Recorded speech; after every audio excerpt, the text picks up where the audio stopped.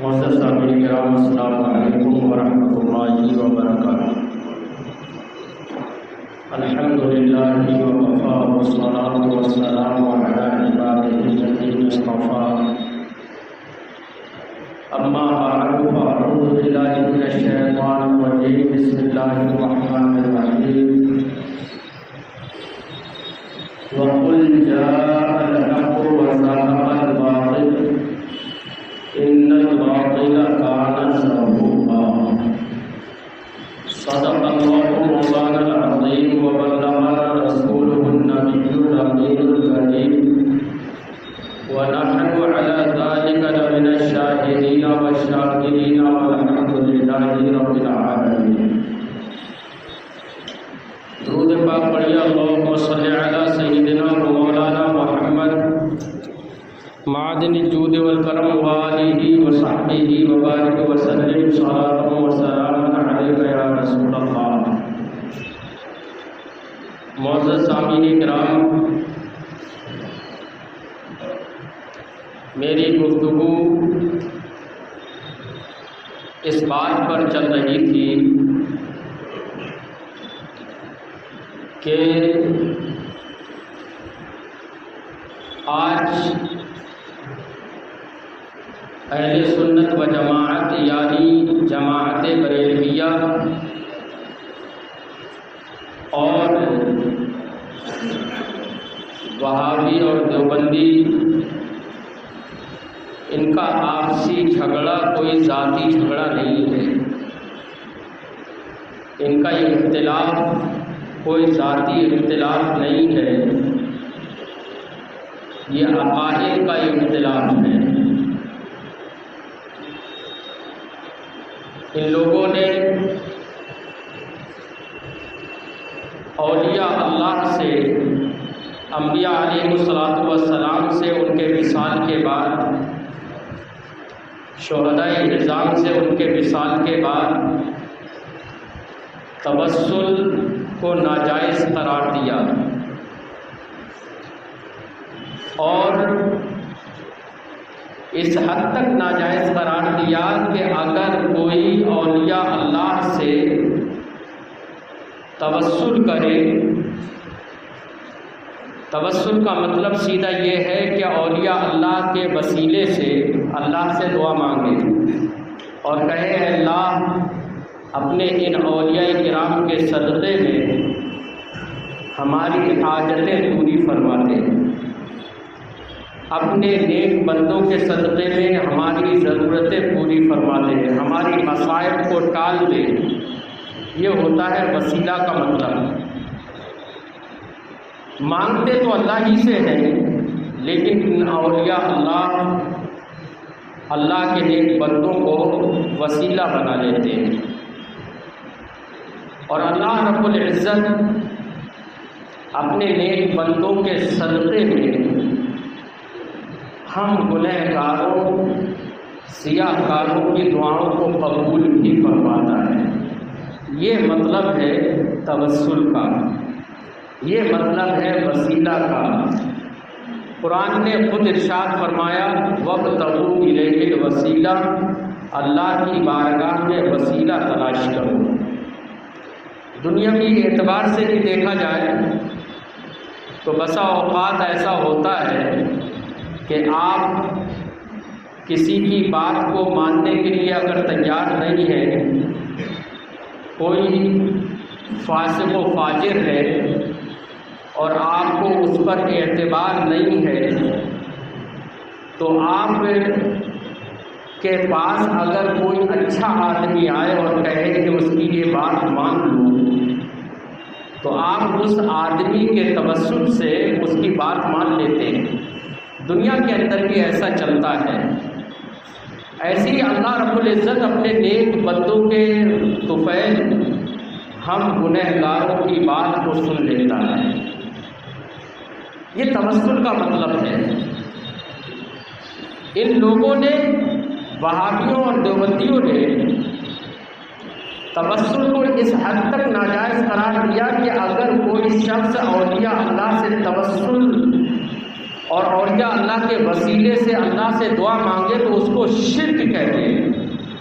انہوں نے شرک لکھا ہے۔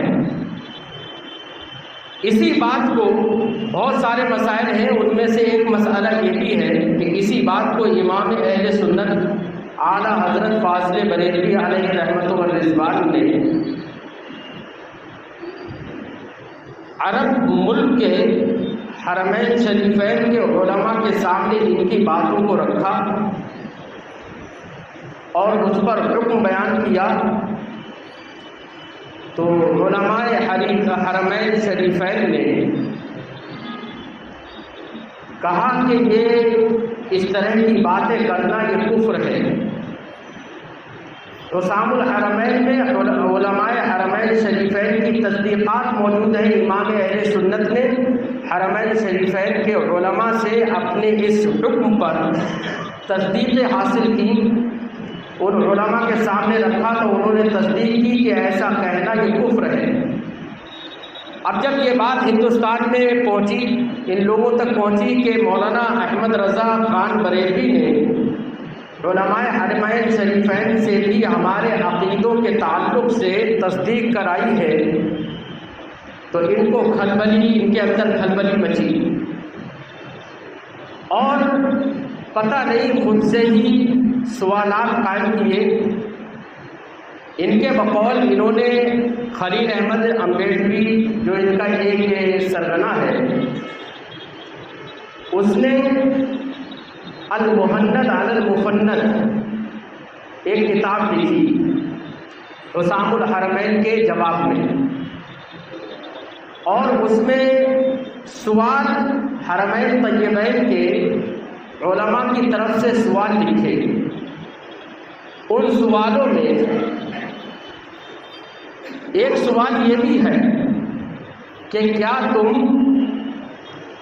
اولیاء اللہ، انبیاء، شہداء، ان سے توسل کرنے کو ناجائز قرار دیتے ہو؟ کیا ان کے وسیلے سے دعائیں مانگنے کو ناجائز قرار دیتے ہو؟ تو یہ سوال ان کی طرف سے اس میں لکھا المحند کے اندر۔ اب یہاں پر یہ دیکھیے کہ المحند لکھا ہے، المحند جو جواب لکھا ہے وہ حسام الحرمین کا جواب لکھا۔ آپ مجھے یہ بتائیے کہ کیا آج بھی دیوبندی ہوں یا وہابی ہوں یہ اولیاء اللہ سے توسل کرنے کو ناجائز قرار دیتے ہیں یا نہیں دیتے؟ آپ بتائیے۔ آج بھی یہی کہتے ہیں کہ اولیاء اللہ سے توسل کرنا، ان کے وسیلے سے دعائیں مانگنا یہ ناجائز ہے، شرک کہتے ہیں، آج بھی یہی کہتے ہیں۔ اور بلکہ یہ مسئلہ تو آج بھی عوام اسی کو جانتی ہے کہ یہ لوگ قبروں کے پاس جانا، ان کے لیے ایصال ثواب کرنا، یہ سب دیوبندی ناجائز قرار دیتے ہیں اور اہل سنت و جماعت اس کو جائز قرار دیتے ہیں۔ یہی مسئلہ آج عوام میں یہ تو مشہور ہے، لیکن المحند علی المفند میں جب ان سے سوال ہوا، جیسا کہ اس کے اندر لکھا ہوا ہے، ان سے علماء حرمین شریفین نے سوال کیا کہ کیا تم توسل کو ناجائز قرار دیتے ہو؟ تو آپ اس بات کو یقین سے جانیے کہ دیکھو یہ لوگ کتنے جھوٹے ہیں، کتنے مکار ہیں۔ انہوں نے کہتے یہ ہیں کہ اولیاء اللہ سے وسیلہ مانگنا یہ ناجائز اور شرک ہے، کہتے یہی ہیں۔ سب لوگ جانتے ہو یا نہیں جانتے ہو مجھے بتاؤ؟ یہ لوگ یہی کہتے ہیں نا کہ اولیاء اللہ سے توسل یہ شرک ہے، ناجائز ہے، حرام ہے، پتہ نہیں کیا کیا کہتے ہیں۔ لیکن جب حرمین طیبین کے علماء نے ان سے سوال کیا تو پھر المحند کے اندر اس نے جواب کیا لکھا، دیکھیے جھوٹ بول گیا فوراً ان کے سامنے۔ ان کو جواب لکھنے میں کیا لکھتا ہے، میں آپ کو المحند ہی کی عبارت پڑھ کر سناتا ہوں۔